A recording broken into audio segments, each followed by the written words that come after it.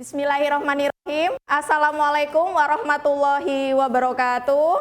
Waalaikumsalam warahmatullahi wabarakatuh. Selamat pagi semuanya. Pagi, luar biasa. Ya, sangat luar biasa sekali. Gimana kabar kalian hari ini? Baik, sehat, semangat. Ya, hari ini Ibu akan mengajar mata pelajaran konsentrasi keahlian pekerjaan sosial. Saya ingin salah satu dari kalian atau ketua kelas bisa untuk memimpin berdoa terlebih dahulu, lalu dilanjutkan dengan menyanyikan lagu Indonesia Raya dan Yel-Yel SMK 7 Surakarta. Sebelum memulai pelajaran, lebih baik kita berdoa terlebih dahulu. Berdoa dipersilakan. Berdoa selesai. Mari teman-teman berdiri menyanyikan Indonesia Raya. Hiduplah Indonesia Raya, dua. Indonesia tanah airku, tanah tumpah darahku. Di sanalah aku berdiri, jadi pandu ibuku. Indonesia, Pancasila, Pancasila, Indonesia. SMK Negeri 7, kebanggaan kita semua. Ayo maju, maju, ayo maju, maju, ayo maju, maju. Ya, terima kasih. Boleh duduk. Terima kasih untuk ketua kelas. Saya ucapkan ya. Hari ini apakah ada yang tidak masuk? Ya, kalau gitu Ibu akan membacakan daftar hadir dulu. Raihan Tabah Wicaksono. Baik. Royan Bunga Oktavia. Baik. Satria Putra. Oke. Selvia Wahyu. Oke. Silsilia Ayuning Tias. Ya. Jadi yang hari ini sakit ada 2 orang ya. Baik. Yang hari ini sedang sakit, mari kita doakan supaya teman kita lekas sembuh dan dapat bergabung belajar kembali bersama kita. Amin ya robbal alamin. Baik. Nah, hari ini saya ingin membuat kesepakatan kelas dulu ya, sebelum terjadi kegiatan pembelajaran. Nah, kesepakatan yang pertama, saya menginginkan kalian untuk saling menghormati. Dalam artian, ketika saya berbicara di depan, kalian mungkin bisa mendengarkan saya terlebih dahulu. Dan selanjutnya, bagi yang ingin bertanya kepada saya atau waktu sesi diskusi, kalian bisa mengangkat tangan dan menyebutkan nama. Begitu ya anak-anak? Ya, Bu. Ya. Kegiatan apersepsi ini saya ingin mengapa ya sangat penting membangun citra positif dalam pelayanan publik. Kira-kira siapa yang masih mengingat materi ini dan siapa yang ingin menjawab, silahkan angkat tangannya. Jadi dengan kita membangun citra positif dalam pelayanan publik, kita dapat membangun kepercayaan dengan masyarakat, meningkatkan efisiensi pelayanan, serta mencegah adanya korupsi. Oh, baik sekali, bagus sekali. Boleh duduk ya. Jadi bagus sekali. Pastinya juga mencegah adanya sebuah korupsi ya. Jadi korupsi itu tidak hanya uang, tapi juga bisa waktu. Sebelum Ibu masuk ke materi pengumpulan data masalah klien, saya ingin bertanya nih kepada kalian. Nah, kalian pernah nggak terlibat kegiatan pengumpulan data klien? Oh, oke, bagus. Berarti di sini semua sudah pernah ya melakukan kegiatan pengumpulan data klien? Pernah. Nah, kalau pernah mana bisa nggak salah satu dari kalian untuk menceritakan bagaimana kegiatan pengumpulan data tersebut yang sudah pernah dilakukan? Kira-kira siapa nih yang mau cerita? Oke, bisa berdiri. Namanya siapa? Nama saya Emily Roslin. Oh iya, Emily Roslin. Saya akan menjawab dari pertanyaan Ibu. Ya. Pada tahun lalu, kami pernah melakukan kegiatan pengumpulan data saat proyek Ya. pemeriksaan kesehatan dasar masyarakat. Nah, Ya. di situ kami harus mengumpulkan nama klien, Ya. riwayat kesehatan, dan data lainnya. Kurang lebih seperti itu. Oh iya, terima kasih. Silahkan duduk kembali ya. Jadi salah satu dari teman kita sudah menjawab di mana ternyata tahun lalu ya, waktu kalian kelas 10 itu sudah pernah yang namanya melakukan proyek pengumpulan data pada saat proyek tahun lalu. Kira-kira siapa nih yang ingin cerita? Oh, baik. Namanya siapa? Yudita, Bu. Baik, boleh Saya diceritakan. akan menjawab mungkin kesulitan dari pengumpulan data utama, yaitu kami belum menetapkan pedoman dalam pengumpulan data, sehingga ada beberapa data saat itu yang terlewatkan untuk diambil. Oh, oke, baik sekali ya. Jadi di sini kalian sudah yang namanya bercerita, ternyata pernah melakukan kegiatan pengumpulan data. Kemudian kalian juga sudah yang namanya mengumpulkan data klien, namun masih ada kekurangannya, yaitu kalian belum menetapkan sebuah pedoman, di mana pedoman itu yang akan membantu kalian untuk mengambil data-data yang seharusnya kalian ambil itu terlewat. Kita akan lakukan pretest dulu ya teman-teman, quizzes join. Lalu masukkan kode tokennya yang ada di depan.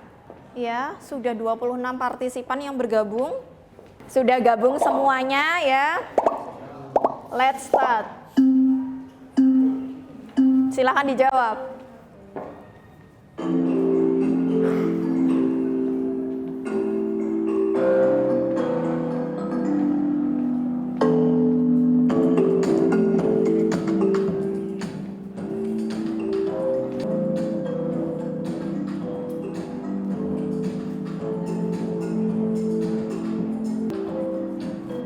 Ada yang belum selesai?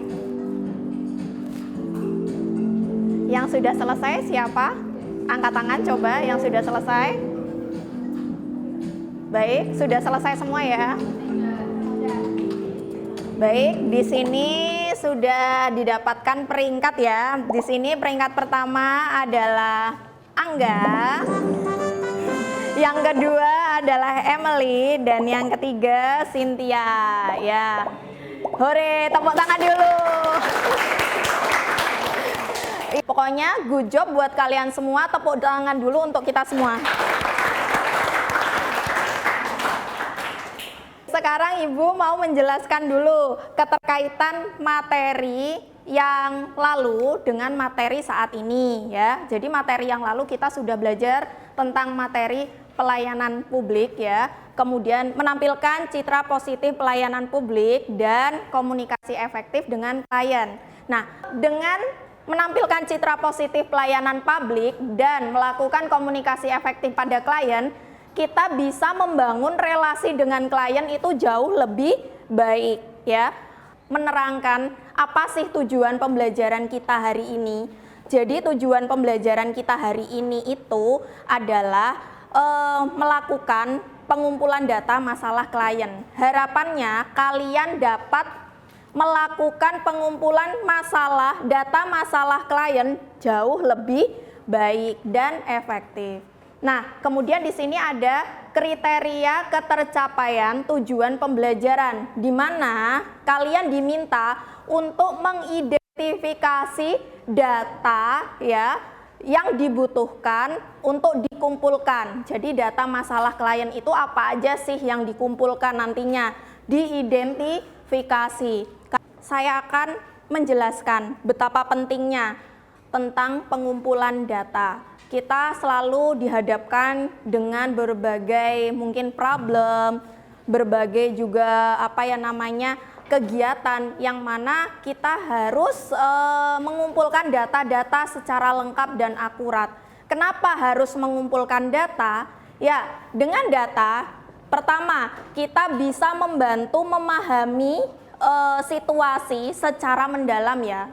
Maksudnya di sini adalah kalau klien punya masalah, kita bisa memahami masalah klien itu secara mendalam lewat data. Oh, ternyata klien ini bermasalah karena dia dilihat dari datanya ternyata secara ekonomi mungkin ya itu masuk dalam kategori rendah. Nah, seperti itu. Jadi data itu dapat membantu kita memahami masalah klien. Kita sekarang ice breaking dulu ya teman-teman. Boleh berdiri.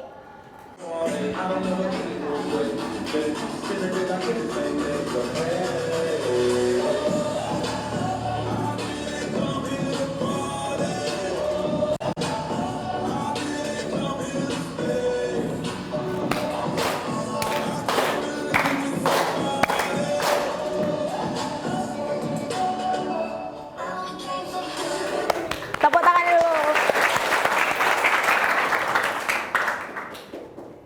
Ya, baik. Sekarang boleh duduk dulu semua. Ya, sekarang kita masuk di kegiatan inti pembelajaran ya. Nah, kita akan menyaksikan dulu pemaparan tentang fenomena permasalahan sosial yang ada di Indonesia.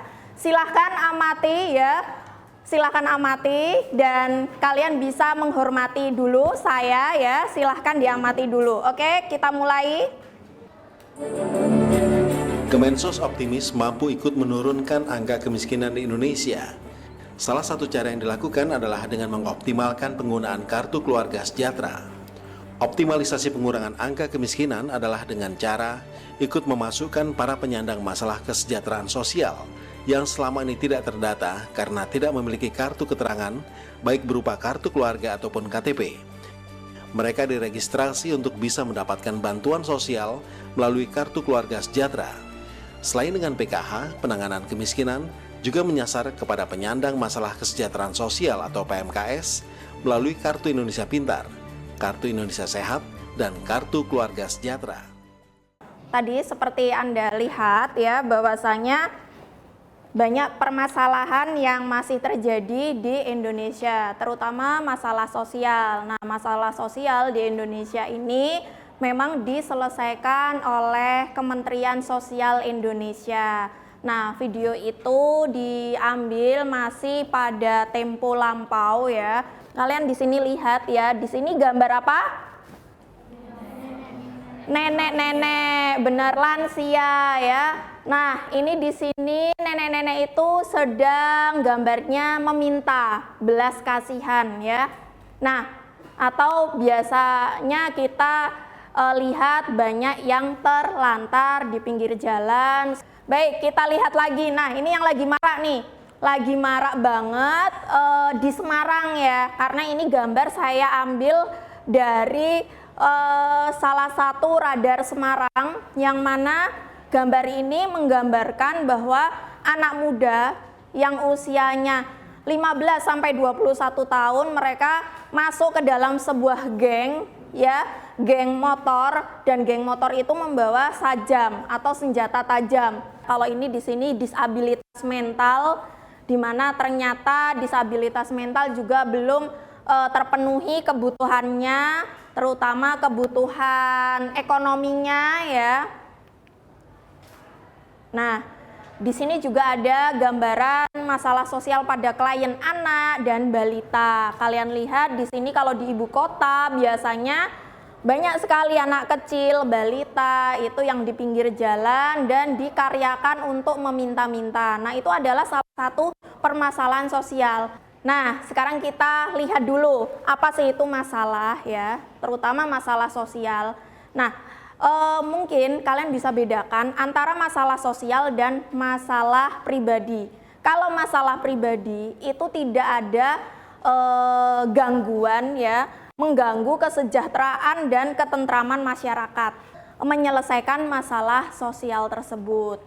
Nah, kesenjangan antara realita dan harapan. Jadi kita mengharapnya itu apa, tapi yang terjadi malah apa. Itulah disebut masalah.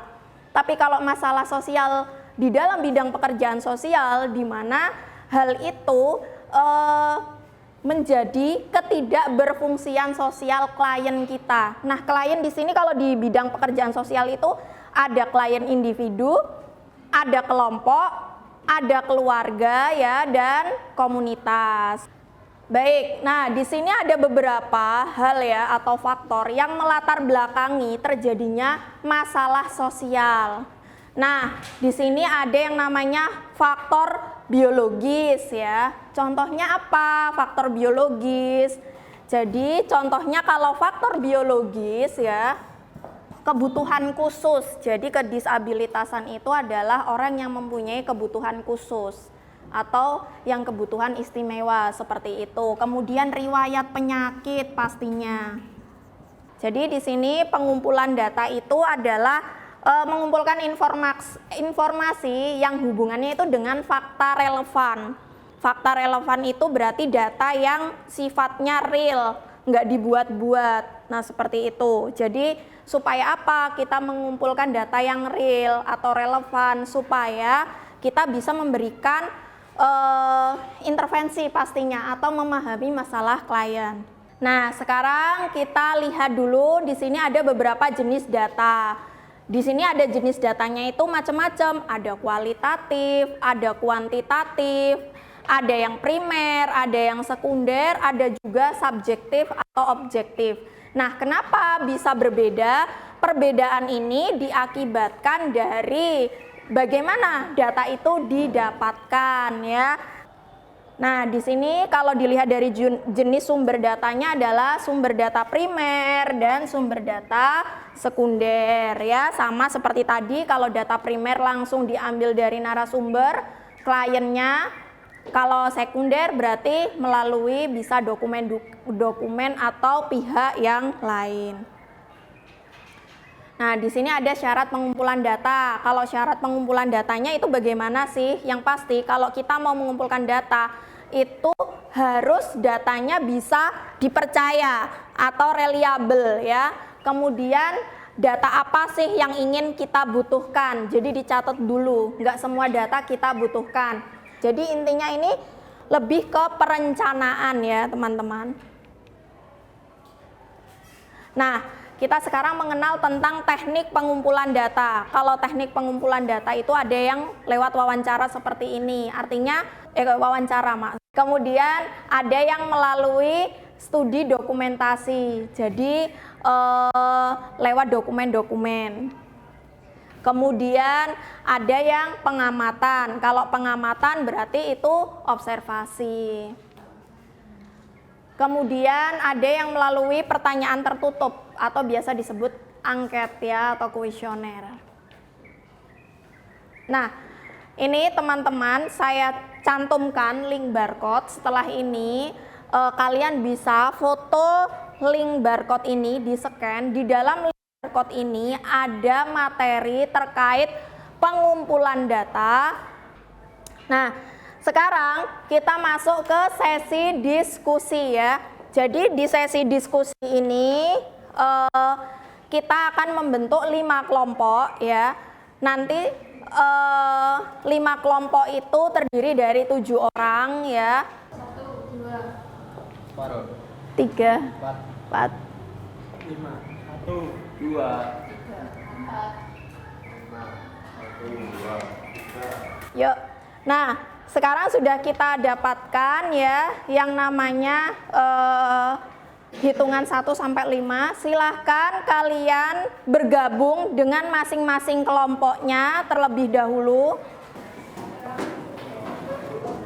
Kemudian kalian bisa menulis nama kelompok kalian ya, dinamakan dengan nama pahlawan.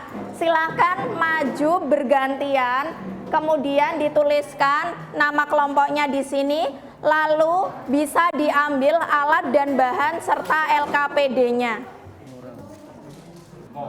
ambil ini udah. Oh, udah. Instruksi pertama harus mengerjakan LKPD ya, LKPD pada kertas ya, dengan mengisi kolom-kolom yang kosong. Kemudian yang kedua, kalian bisa membuat yang namanya peta konsep, instrumen atau pedomannya apa yang akan Anda gunakan. Itu silahkan kalian kerjakan dengan kompak, kemudian bangun kerjasama, kolaborasi, dan tetapkan yang namanya disiplin waktu. Jadi saya akan beri waktu ya, kurang lebih 30 menit untuk menyelesaikan 2 tugas ini. Setelah itu kita akan presentasikan di depan dan diskusi kelompok.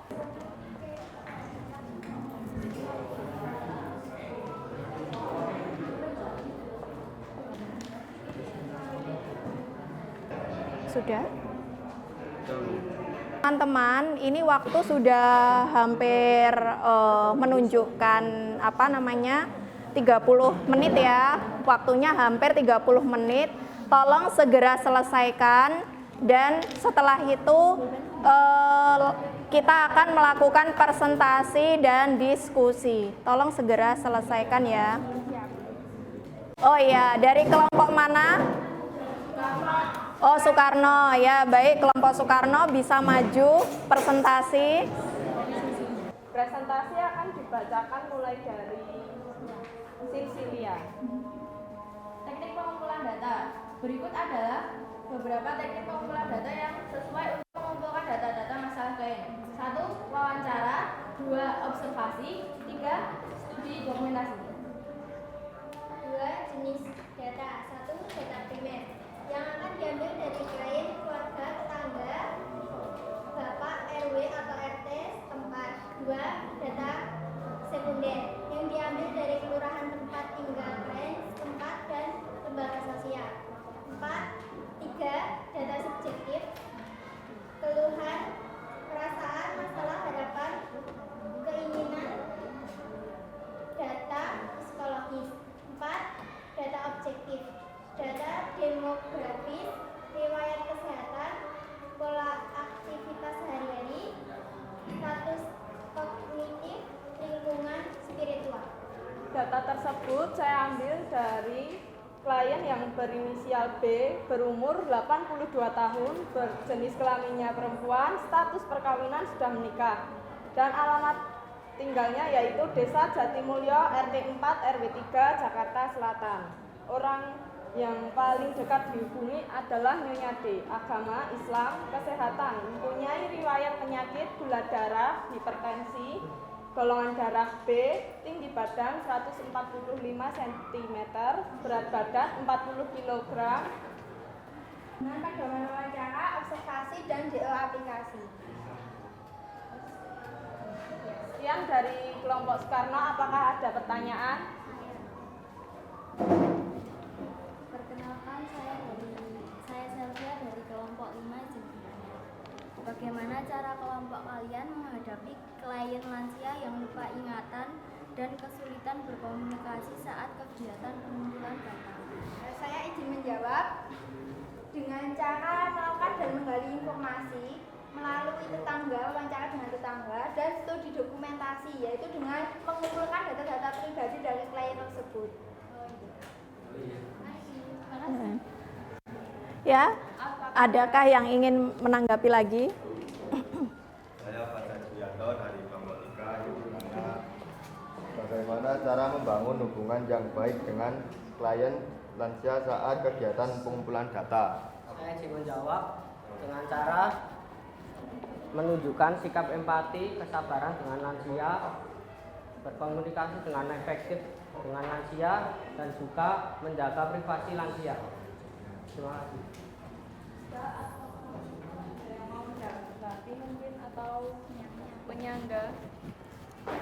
Adakah kelompok lain yang ingin bertanya lagi atau ingin menyangga dari diskusi?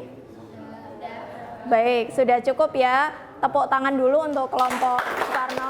Nah, sekarang teman-teman bisa kembali ke tempat duduk masing-masing. dan dirapikan kembali tempat duduknya. Ya, teman-teman, sangat menarik sekali diskusinya dan sampai tidak terasa kita sudah hampir di penghujung akhir pembelajaran. Nah, tadi teman-teman kalian sudah mencoba untuk menganalisis mengupas tentang pengumpulan data. Jadi sangat penting ya teman-teman, di sini kalian harus merencanakan melakukan pengumpulan data kepada klien, itu siapapun. Klien kita ada banyak, ada lansia, anak, remaja, kemudian balita. Kita tentukan dulu klien kita siapa, karena di setiap klien itu mempunyai karakteristik yang berbeda-beda, sifat dan kondisi yang berbeda-beda. Jadi itulah yang menjadi pedoman di mana kita menentukan rencana pengumpulan data apa saja yang perlu kita kumpulkan, teknik pengumpulan datanya bagaimana, serta instrumen apa yang kita pakai. Nah, itu adalah hasil analisis dari diskusi hari ini. Nah, ini untuk post-test ya teman-teman. Silahkan masuk ke Quizzes Join, lalu ketikkan angka token di depan. Baik, saya mulai ya.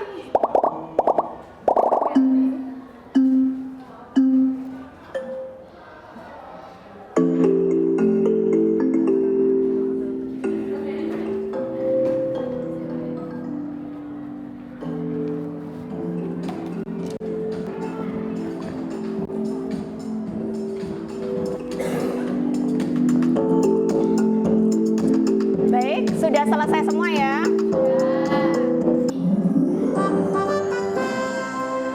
Ya, ini pemenang kita kali ini ya.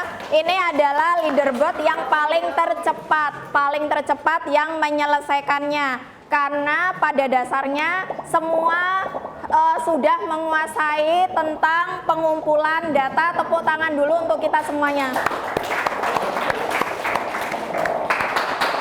Ya, silahkan siapa yang ingin merefleksikan kegiatan pembelajaran hari ini boleh angkat tangan dan maju ke depan. Oke, bisa maju ke depan. Sebutkan namanya siapa. Perkenalkan, nama saya Dea. Di sini saya akan merefleksikan hasil pembelajaran pada hari ini.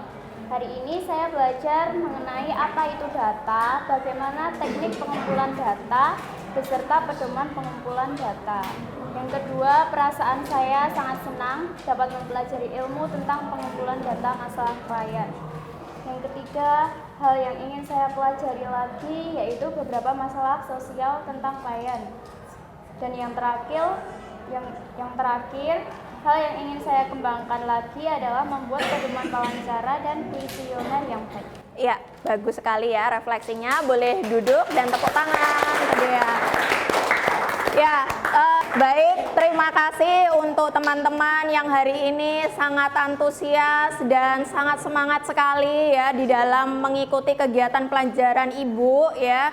Semoga apa yang Ibu sampaikan, apa yang kita lakukan hari ini bisa bermanfaat untuk kita semua ya. Hari ini kesimpulan pelajaran hari ini adalah kita di dalam melakukan pengumpulan data kita harus merencanakan terlebih dahulu baik itu data apa yang ingin kita ambil dari klien kita, bagaimana teknik pengumpulannya dan bagaimana instrumen yang akan kita pakai. Itu adalah kesimpulan pada pelajaran hari ini. Ibu akan sampaikan materi pelajaran yang akan mendatang ya tentang konsentrasi keahlian pekerjaan sosial. Kita akan mulai menyusun pedoman wawancara. Nah, sekarang saya ingin kita ice breaking dulu. Saya akan bilang tepuk pahanya 2 kali, terus tepuk ya. Yuk kita coba teman-teman. Clap, clap, boom. Boom, boom, clap. Clap, boom, clap, bergabung. Ya, tepuk tangan dulu untuk kita semua. Terima kasih atas perhatiannya. Setelah ini kalian boleh istirahat. Sampai ketemu dan sampai jumpa lagi di pertemuan yang akan datang. Jangan lupa tugasnya untuk diselesaikan dan dikumpulkan besok kepada saya. Saya akhiri. Assalamualaikum warahmatullahi wabarakatuh. Selamat siang.